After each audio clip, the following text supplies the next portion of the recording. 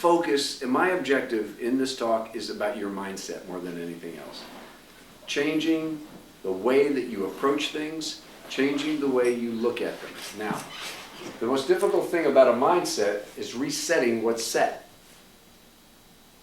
Because you've got things set. And then you first of all have to get to a point where you're willing to listen to what, in this case, I'm saying, believe that what I'm saying is true, accept the fact that it will have an impact on your life, and understand that you will be better because of it if you allow it to happen. Now that's a lot in itself right there. And I'm going to challenge you, and I'm going to show you some real simple things just in this class. And I promise you, in 10 minutes from now, you're going to be different than you are right now, just because of the stuff I'm going to tell you. Okay? Let's get excited, because that's going to happen. Talking to the way that your mind works and how your spirit operates. Now, I've done some training in areas that not a lot of people train in. And look at this. We as a collective being, our mind, will, and emotion, all right, which is your soul, your spirit, and your body. That's what makes us complete.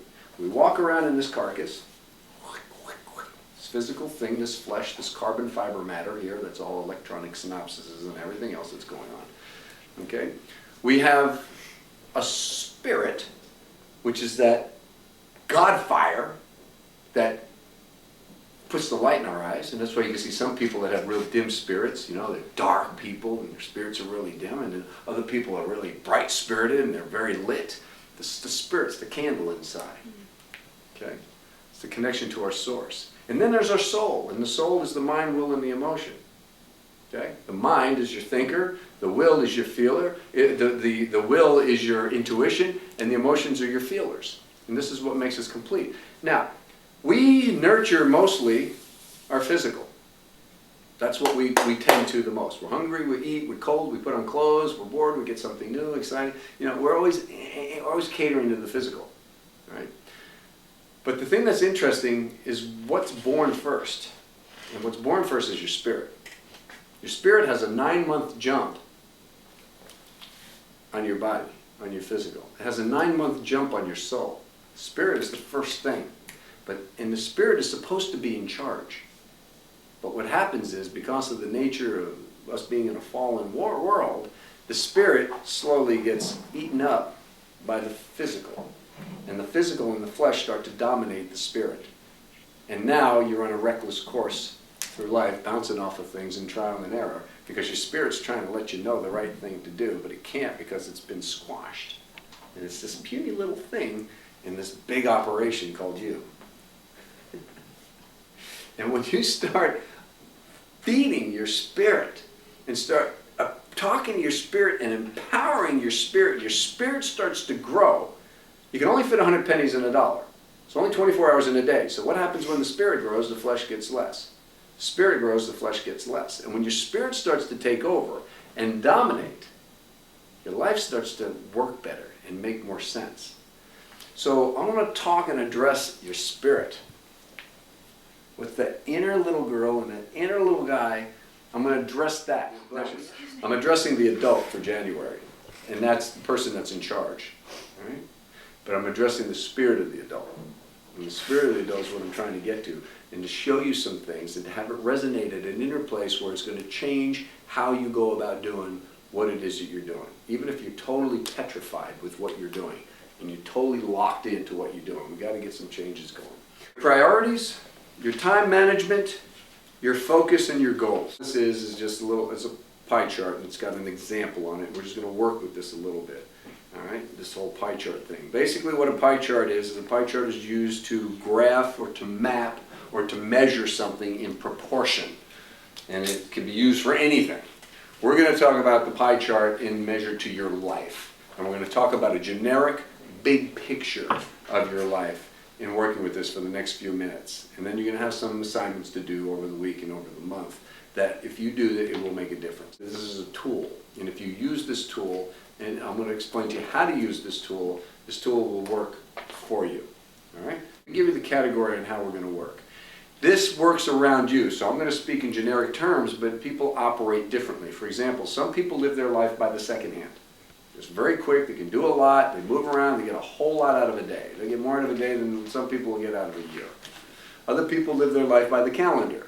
They try to plod along a little bit slower, and they're just functioning in the big thing and not really dealing with the minutiae of the details. It's their choice, their personality, whatever. It's who they are. We're just going to talk generically across the board in the sense of what's going on with you in the picture of, say, short-term, mid-term, and long-term, putting things into perspective. All right? In goals, and then we're going to talk about how you're handling yourself either by the week right now or the month for this.